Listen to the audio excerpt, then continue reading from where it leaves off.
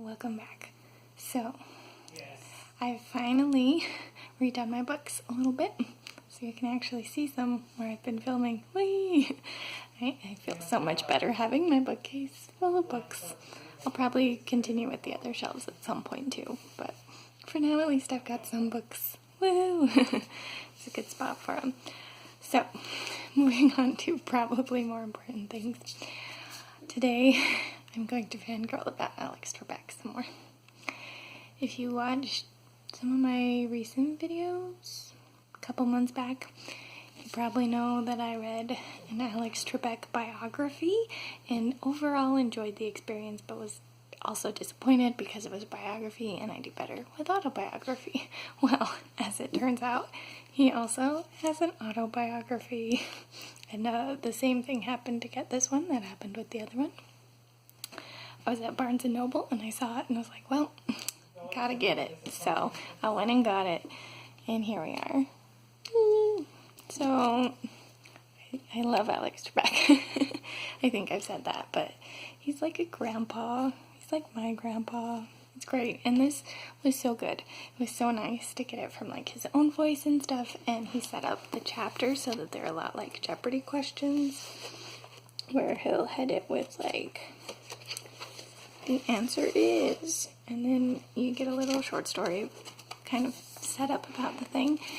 It was so nice. It made it so easy to read, and yeah, some of it was kind of repetitive from having read the biography, but I liked the detail that was here more. Also, he talked about some of like his favorite Jeopardy contestants and stuff, and oh, it was so great. One of them I actually cried over because I just recently watched her episodes, at least within like the last couple of months, but turns out that she competed on Jeopardy in the middle of having colon cancer and was essentially dying from it and did really well. She won multiple days worth of stuff and was like going through all that chemo type stuff and was just nauseous and feeling awful through the whole thing, but still wanted to compete in it and still competed in it. And then like a few weeks after, I think he said, maybe it was a few months, but it was like right around when her episodes were supposed to be airing, she ended up dying. I bawled. But it's just, it was so good. There's so much human resilience that he talks about in here, and it was really good, and I really enjoyed it, and I highly recommend it. I can't talk more happy stuff than that. And yeah, this would be like 5 stars compared to the other, because again, I like memoir and autobiography a whole lot more than just regular biography, because this reads like a story. I guess a little less so because this is kind of episodic, since it's set up as like the answer is, and then he tells like an anecdote, but it's still like hearing from a person specifically talking to you about their life versus like a biography where it's like, let's list out some facts.